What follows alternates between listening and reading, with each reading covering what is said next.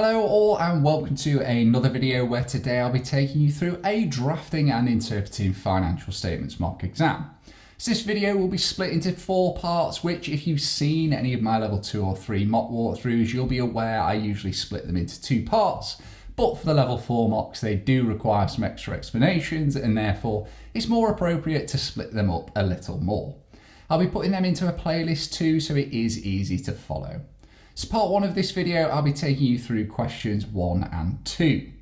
Just before we make a start, be sure to go follow me on Instagram where I post regular AAT updates on my story. And also if you're looking to really boost your chance of passing this exam, be sure to go over to my website and check out my group revision sessions for this unit and other AAT units.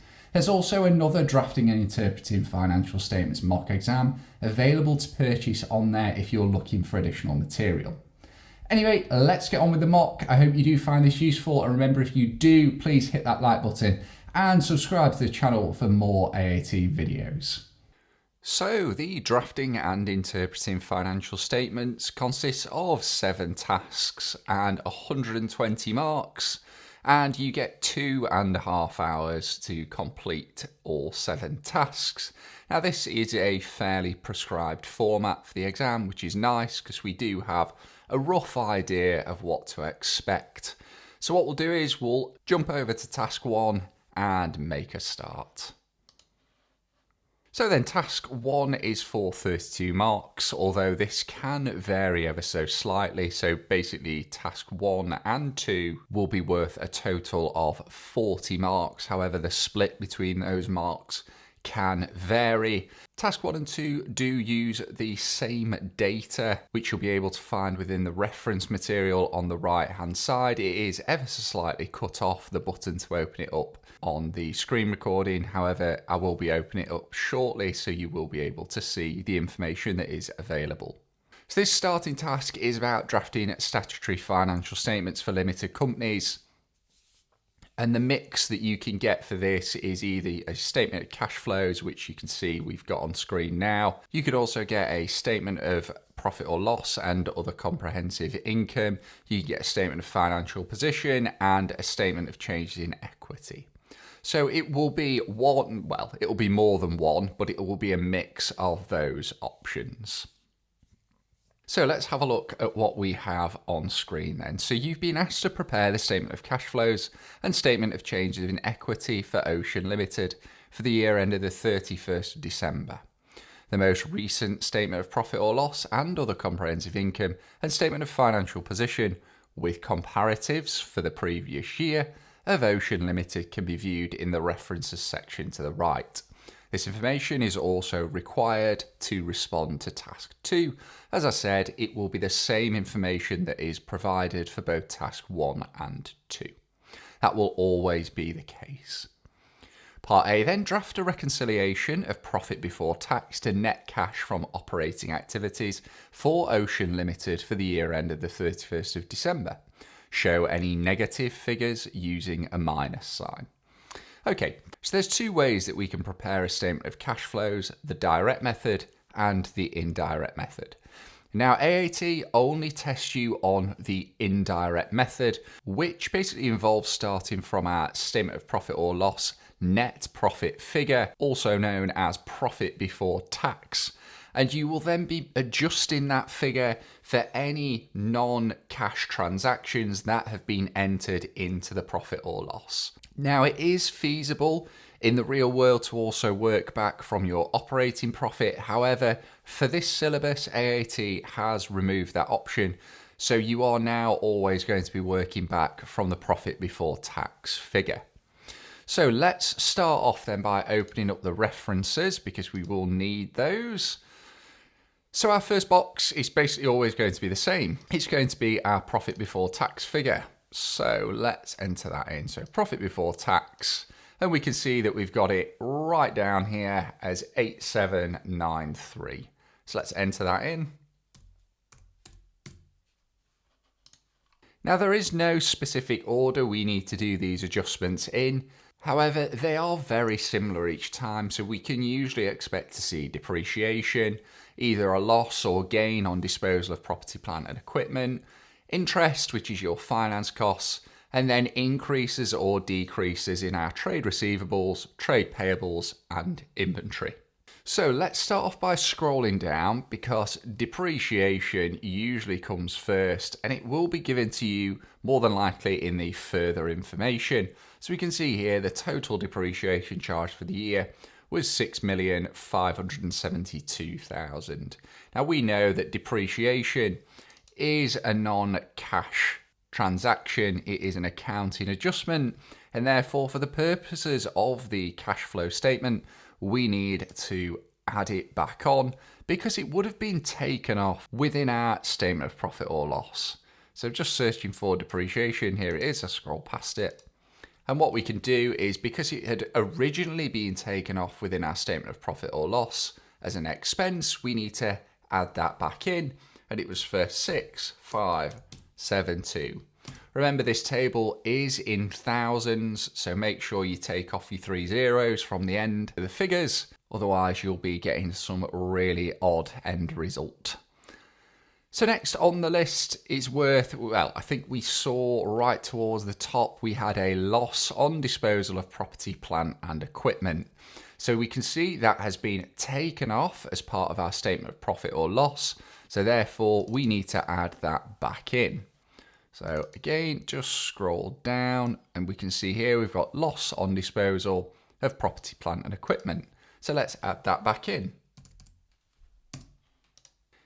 So we then have our interest. So scroll down to our finance costs here and we can see that we've got 1,347,000 in interest or finance costs. So again, we need to add those back in because they've been deducted as part of our statement of profit or loss. And remember, we are working back at the minute to operating activities. Well, finance costs aren't an operating activity. So initially we need to take them back off. However, we will be adding them in later down the line.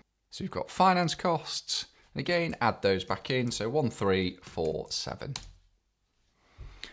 Right then, now we can have a look at our increase or decreases in trade receivables, trade payables, and inventory. Okay, so let's do our trade receivables first. So we've got decrease or increase in trade receivables. Now, this is something that you had to really learn and understand. Obviously, it's good to still do that. However, they have made this a lot easier, because they've actually shown you now if it's an increase in trade receivables, we take it off. If it's a decrease, we add it back on. You used to have to actually learn that and remember which way it was. However, it is now provided in your exam, so they've made that a little bit easier. Okay, so we've selected decrease or increase in trade receivables. Let's now have a look to see what's actually happened. So we can see that it's actually reduced, so it's decreased over the year. So it started out as 6,421, it's now at 5,775. So if we have a decrease in trade receivables, we need to add it on. Okay, so we need to do the difference between the two figures. So the difference between our 6,421 and our 5,775, because that is the movement. And that figure comes to 646. So add that back in because it is a decrease in trade receivables. So all that means, if we just take a second to think about that, is that our trade receivables shows how much is owed from our customers. Now, if that has gone down throughout the year, that means more of our customers have paid us. So we are owed less, but we now have that cash in the bank. So a decrease in trade receivables from a cash flow perspective is good because it means our customers are paying us. There is less owed in this year than there was in the previous year. So we add that back in. Next then, let's have a look at our payables. So decrease or increase in trade payables. And then we can scroll down to our trade payables. So we can see again that we have a decrease. It's gone from 5,360 to 3,918. Now, from a cash flow perspective, that's technically a bad thing. It's not overall a bad thing, but from a cash flow perspective, it means that we've paid more of our suppliers. Remember, our trade payables shows our credit suppliers. So it's suppliers who sold to us as the business on credit. Now, if they've reduced throughout the year, that means we've paid off more of our credit suppliers, which is obviously a good thing. We don't want those as a liability. However, from a cash perspective, obviously that means more cash has left the bank throughout the year. So a decrease in trade payables, like we've got here, would be a minus figure. And again, it would be the difference, so the movement between the years, and that comes to 1,442. So then our last one is our inventory. So we've got decrease or increase in inventory. So let's go and have a look. So we can see our inventory has gone up. Now what that means is we've been buying more inventory, which obviously from a cash flow perspective is not great. Overall, it's not a negative thing at all. We may want more inventory for a specific reason. It is an asset. However, from a cash flow perspective, it does mean we've been buying more goods. So that would be a negative. So again, we want to show the difference between the two figures. So it will be a difference between your 5379, which is here, and your 6248. And that comes to 869. Remember, it is a negative. We've paid more out for our increase in inventory.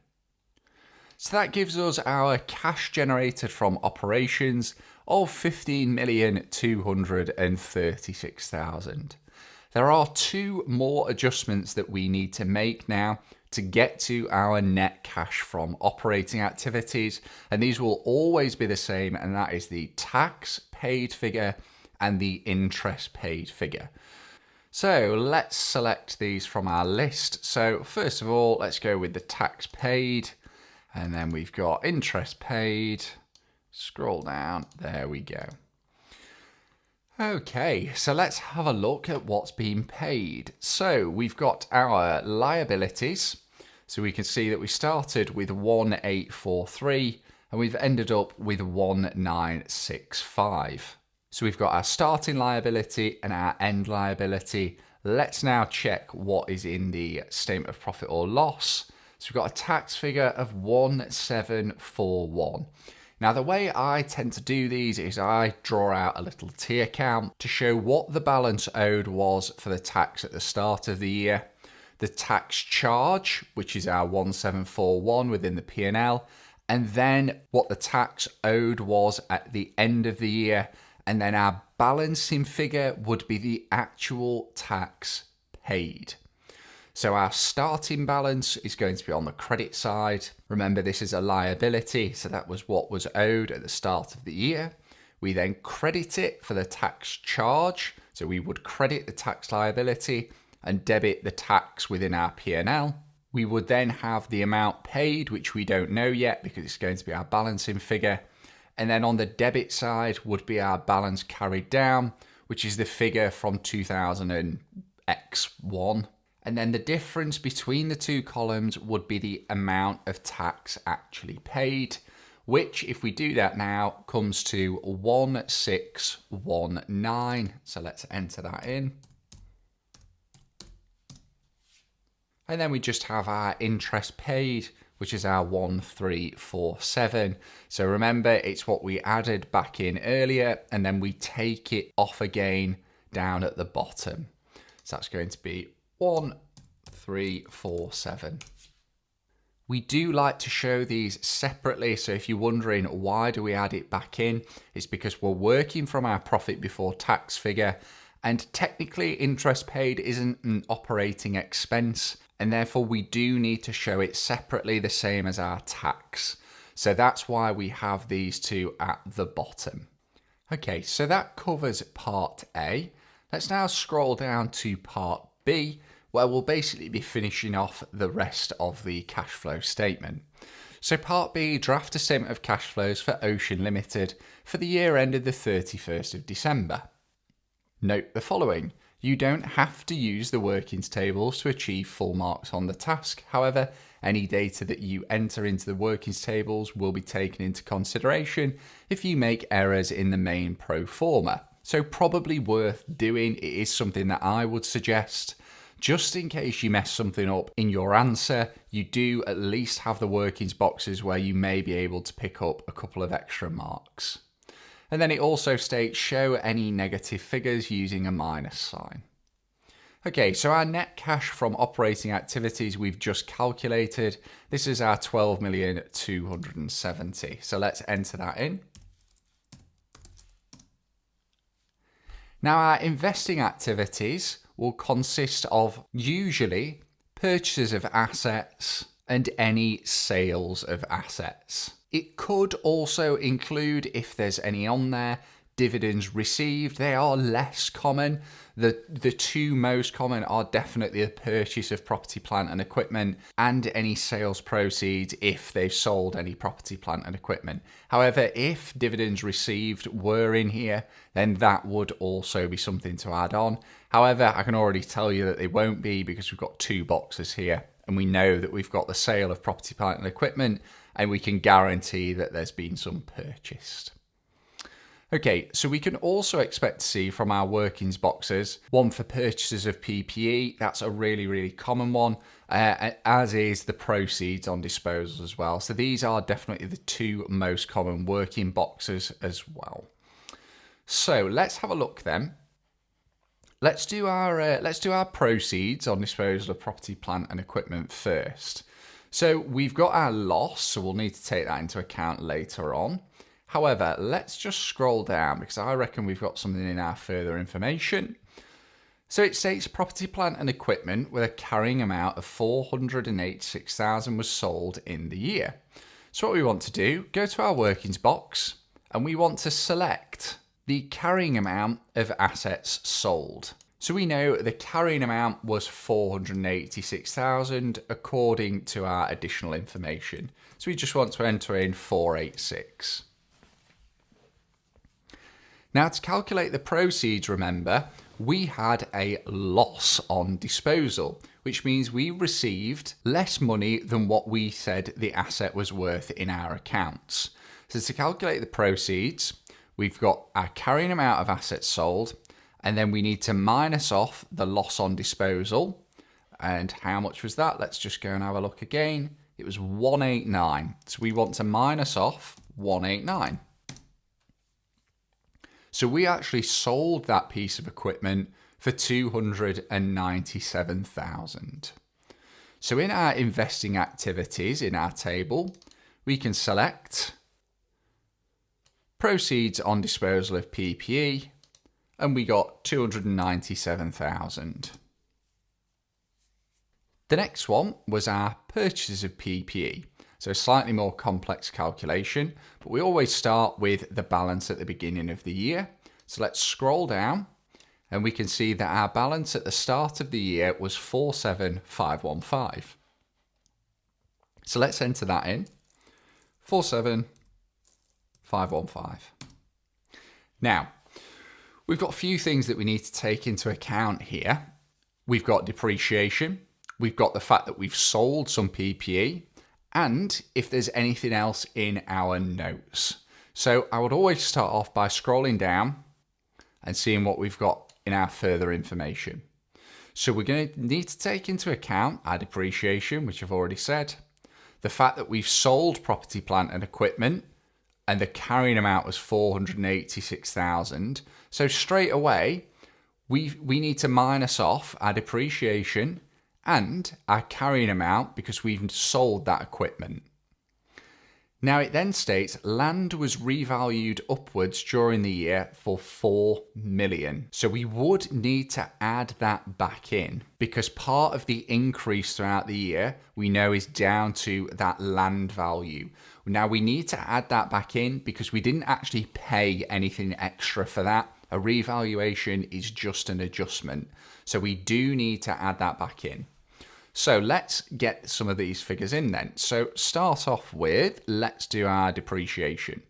So less depreciation charge, 6,572. Let's make sure we put a minus in front as well because that needs taking off. We then need to take off our carrying amount of assets sold. So that would be minus 486. We had our revaluation. So let's just scroll down a little bit. So revaluation, where are you? There you are. So revaluation 4 million. So we add that back in. And then we want to take off the amount of assets at the end of the year. So PPE at the end of the year, let's just scroll up. So PPE at the end of the year was 72916. So we take that off. So 72916. So the additions for PPE throughout the year were 28,459,000. So that was the amount that was spent on purchasing property, plant and equipment throughout the year. So let's enter that in. So purchases of PPE. Remember, this is a minus because we've bought these, so it's cash going out. So 29,459. And you can see that's automatically populated our net cash used in investing activities. So moving on to our financing activities then. So this will usually consist of any bank loans that have been taken out throughout the year, any dividends that the business has had to pay out, any proceeds from share premium or share capital would also need to be taken into account within this section.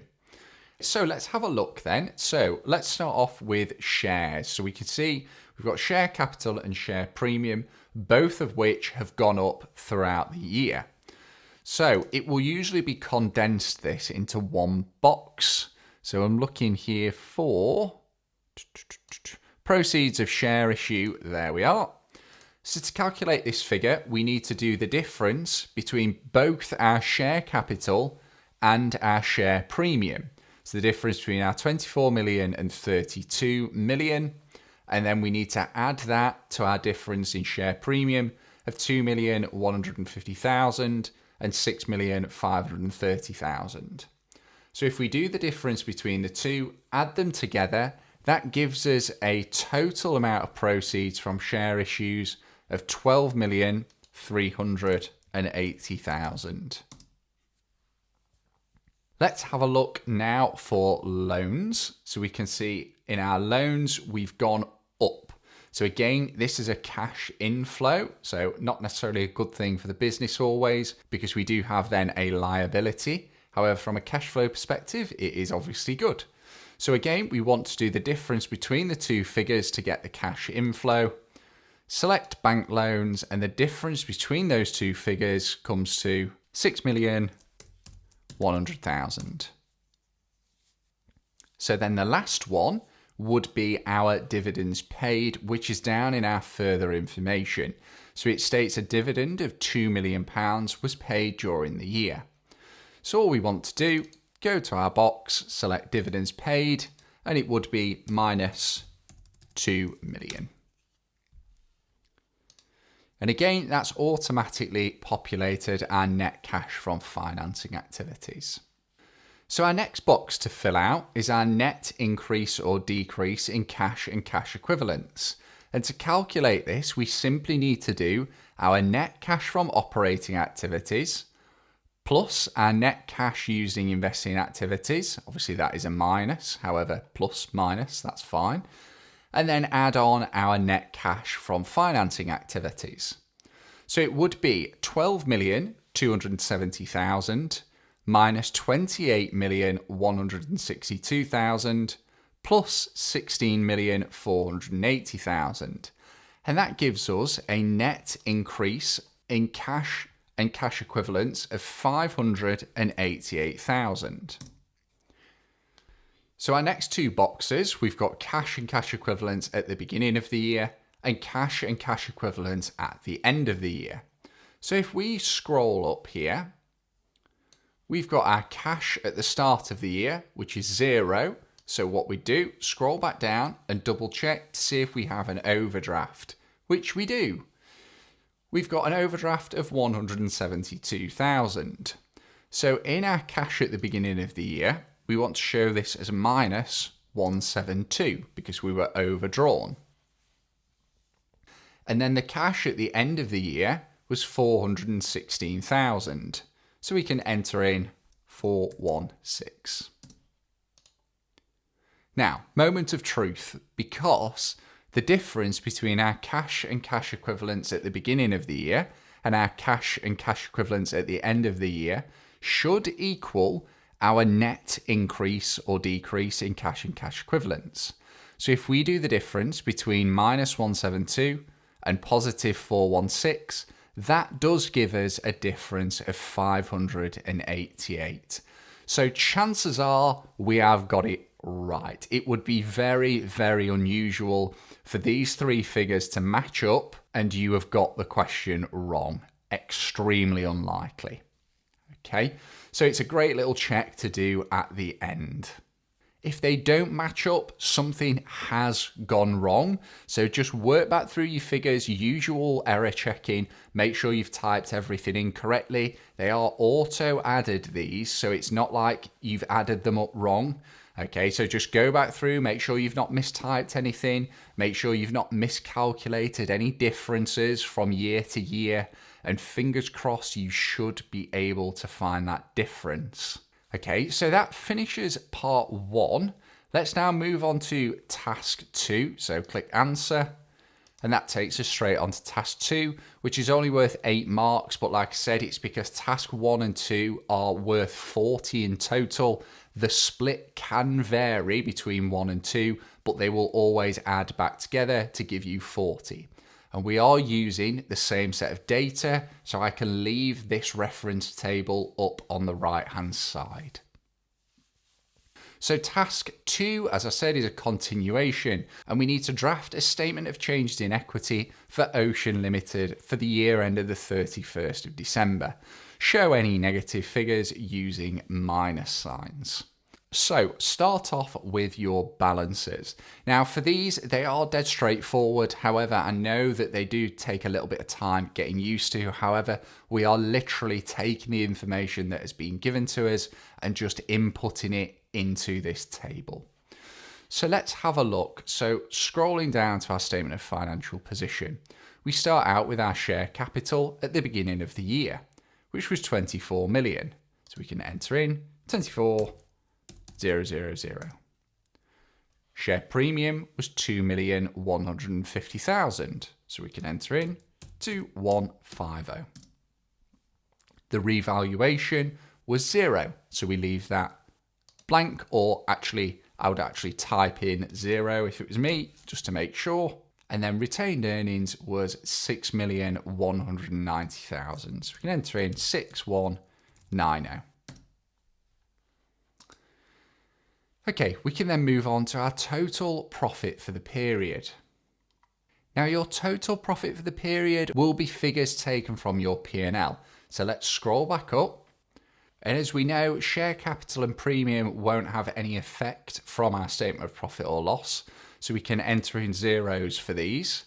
Now you could leave these blank just to say they'll be marked correctly either way. Just make sure it doesn't stay on here. Please enter zeros in blank boxes. If you enter zeros, you will still get marked correct. So the first figure we need to enter is our revaluation surplus. And this is going to be your other comprehensive income for the year. Now there doesn't always have to be a figure in here. However, in this example, it is 4 million. That relates to the revaluation of land. So let's enter that in. And then your retained earnings will be your profit for the period from continuing operations. So it's this 7,052,000. So we can enter in 7052. And again, these are automatically add together for you, so you don't need to do anything there. Next, we have dividends, which again, it's not going to have any effect in our share capital or share premium or revaluation. However, it will have an effect on our retained earnings because dividends are paid from retained earnings. Let me just remind myself of the figure. I believe it was 2 million. Yep, a dividend of 2 million was paid during the year. So it would be minus. Remember, they are paid out of retained earnings, so it's a minus figure, 2 million. And then the last one, issue of share capital. Now, obviously, this is what's going to affect your share capital and premium. So we know both have gone up. So we need to be entering in the differences, not the final balances, the differences. So it is the increases. Bear in mind, we are recording here the changes in equity. Our final balance will be shown at the bottom. So we had issues of share capital going from 24 million to 32, so that is an increase of 8 million. Share premium went from 2,150,000 to 6,530,000, which is a result of 4,380,000, not 90,000. And then your revaluation is obviously not going to affect your shares, and neither is retained earnings. So our total equity at the end of the year comes to 53,772,000, which matches up with our equity at the end of the year, which is perfect. It means we know we've done it correctly. Okay, so that does finish off task 2. So that finishes off part 1 of this mock walkthrough. Up next in part 2, I'll be covering tasks 3 and 4.